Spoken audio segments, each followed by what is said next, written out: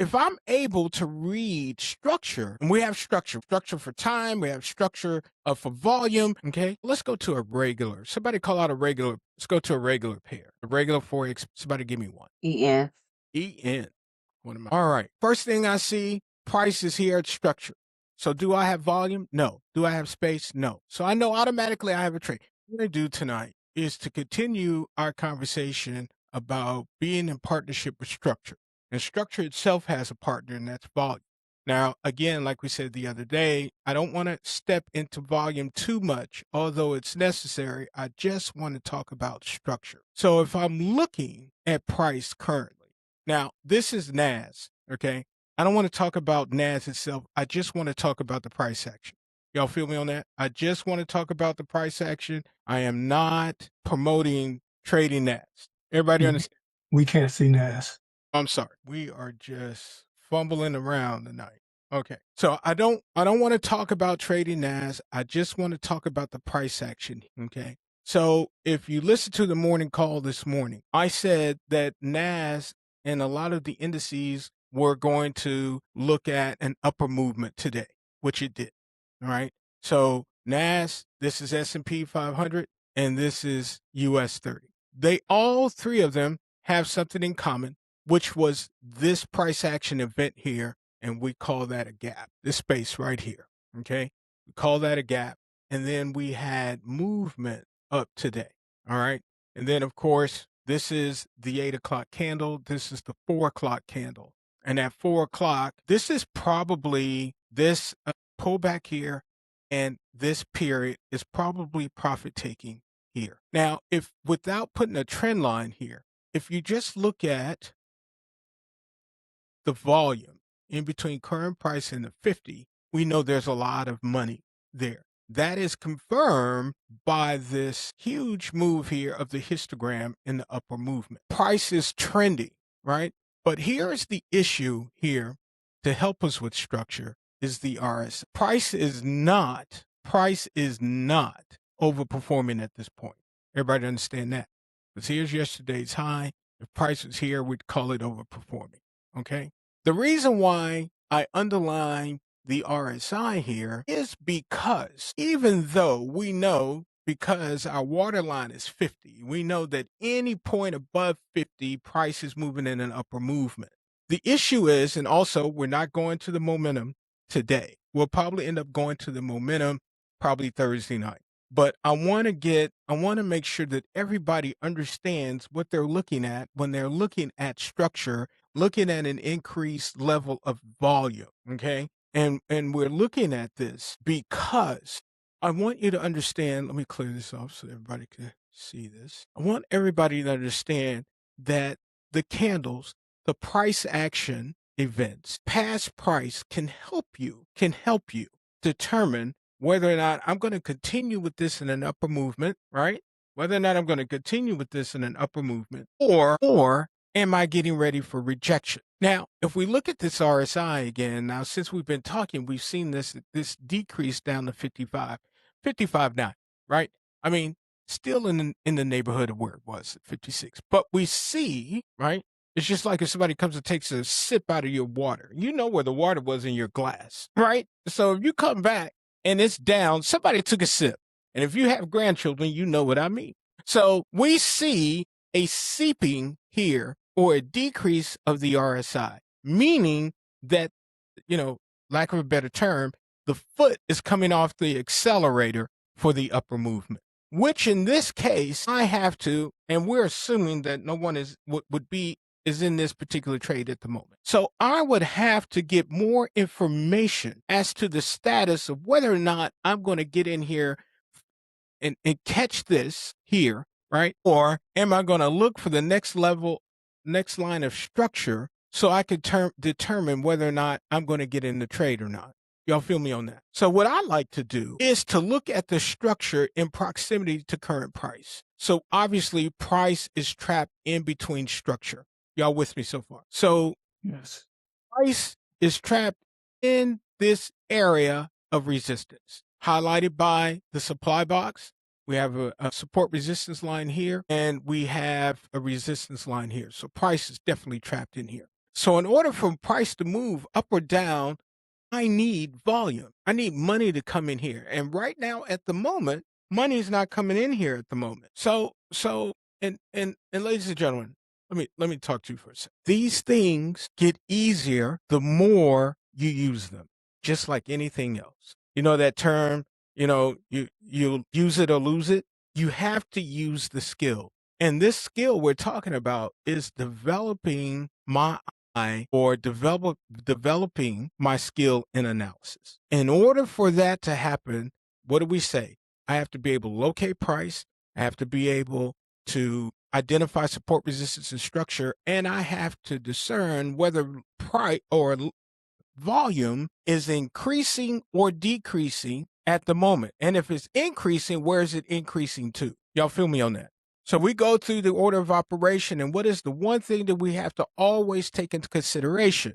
Price is king. Yes, price is king. So in that regard, everything says that volume is increasing or continuing in the upper movement. But I have diversions here, right? Price is disagreeing with the MACD at the moment because all the money, right, is in the upper movement here.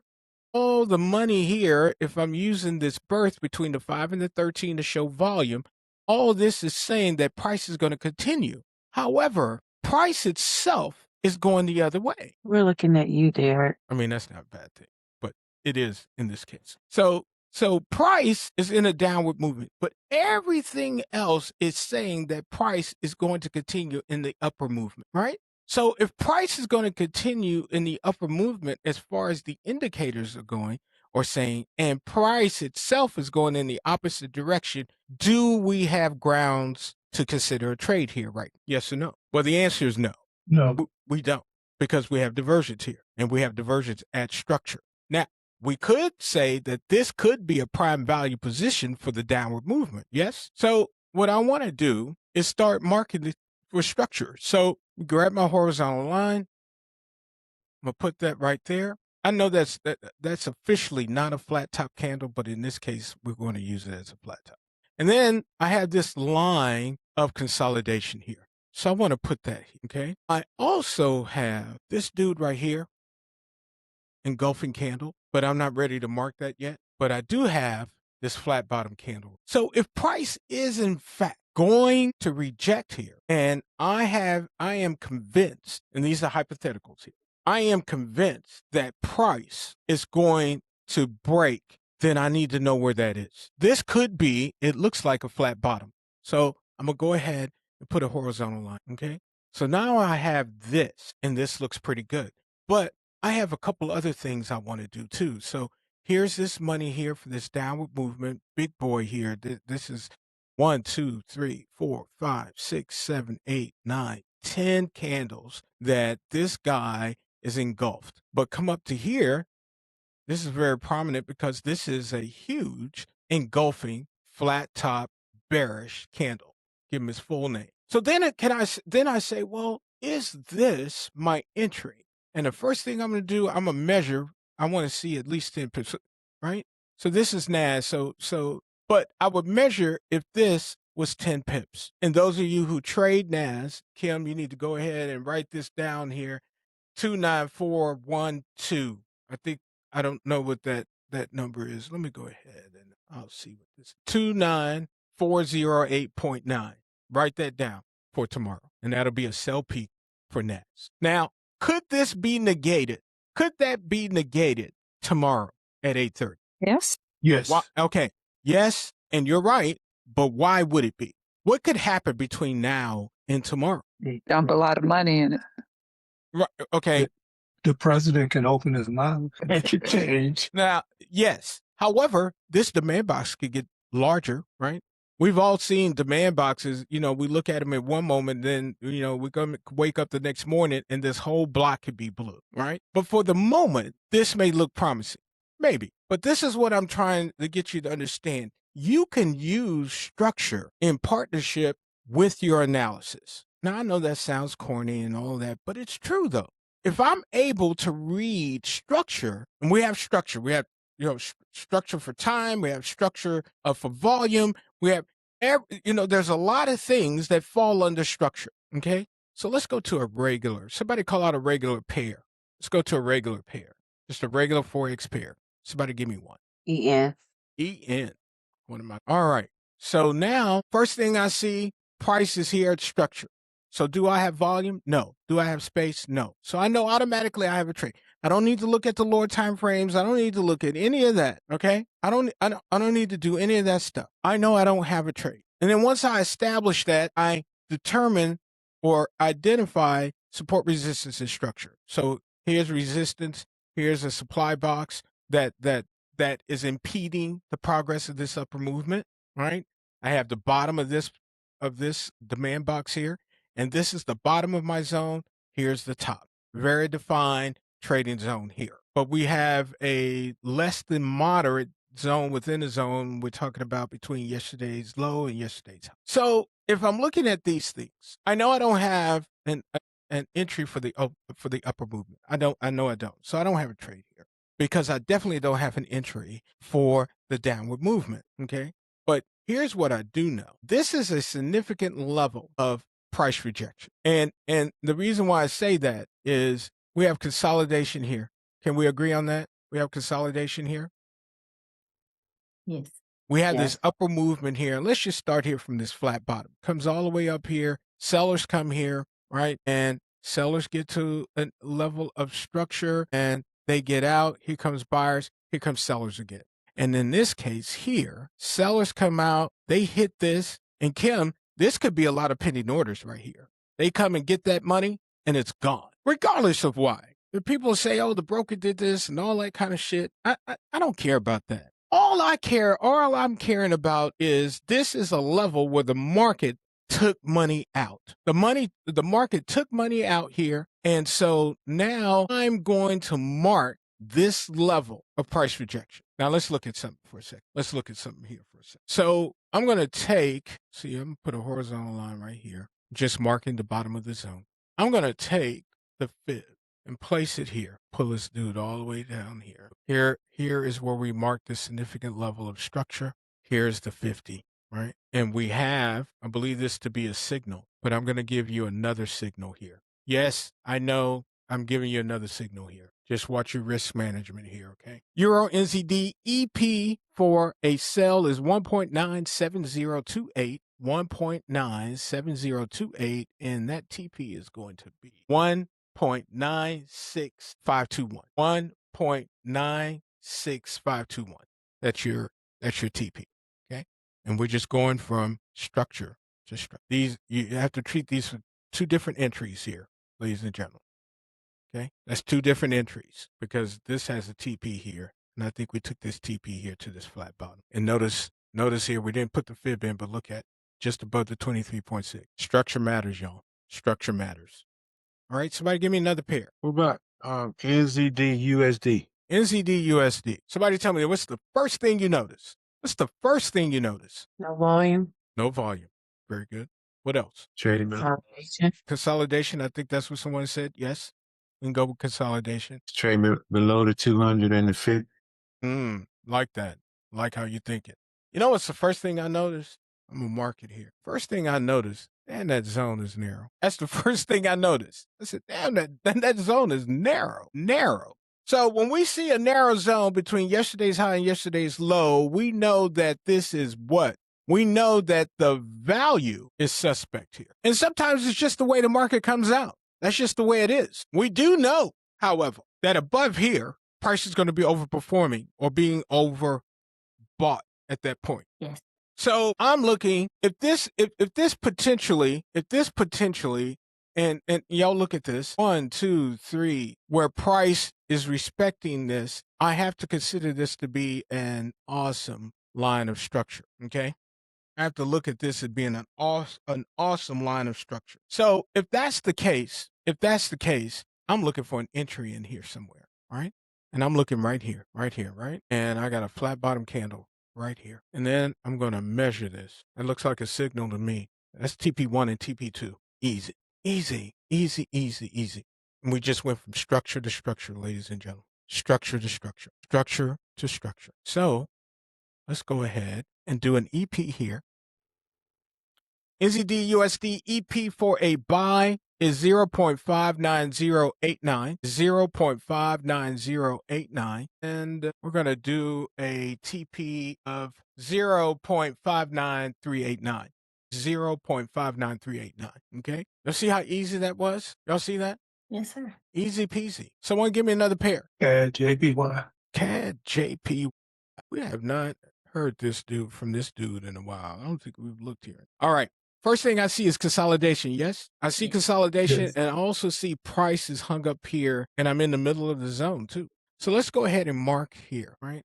And then I have another line here of price rejection. So I'm going to mark this too. Now, here's the thing. Let's say this downward movement started here, right? We can see we have consolidation. So what this is telling me that the money on the downward movement is dissipating. We see that here with a little divergence here, volume being taken away. Y'all see that? You see this? Remember we said we have a downward or upward movement, and then we have an area, a large area of consolidation. We know that the money on the downward movement is dissipating in this case.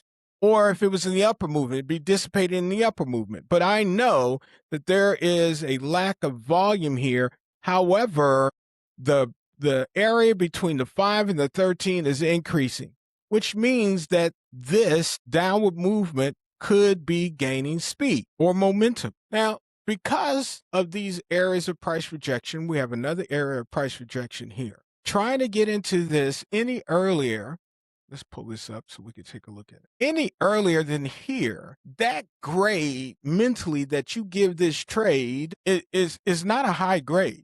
Because I have two areas in which strong rejection and well, Derek, why are you calling it strong rejection? Well, because I have money here that came out here and rejected. I have another period where price rejected here. So price closed here, hit here and rejected. So I have to pay attention to this area and this area. So if I'm looking for this for an entry, I'm gonna put my horizontal line right here, right? That looks like a signal to me. Now, I'm not going to take this all the way down for a signal because price will be overperforming at that point, and the opportunity for price to reject before it gets to the top of this box is high, right? So what we'll do here is we'll go ahead. All right. CADJPY EP for a sell is 113.745. 113.745. And that TP is going to be 113.205. 113.205. Got it? And I just wanted to touch on tonight how structure can, once you understand structure, right? Once you understand it, then your analysis becomes so much easier, but you have to practice it. Anyone who camps a lot is sharpening all their knives. Whether they're going camping or not, they sharpen those knives many times a week. So when it's time to go, they're ready. And that's why you have to practice, because when it's time to trade, when it's time to put where the rubber meets the road, you're ready. Y'all feel me on that? Yes.